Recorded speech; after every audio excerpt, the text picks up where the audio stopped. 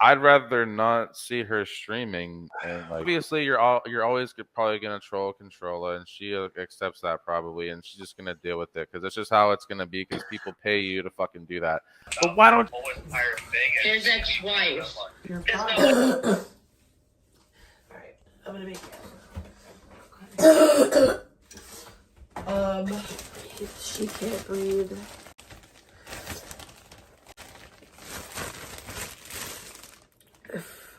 If that cough doesn't get better by tomorrow, I'm gonna have to bring her back to the doctors.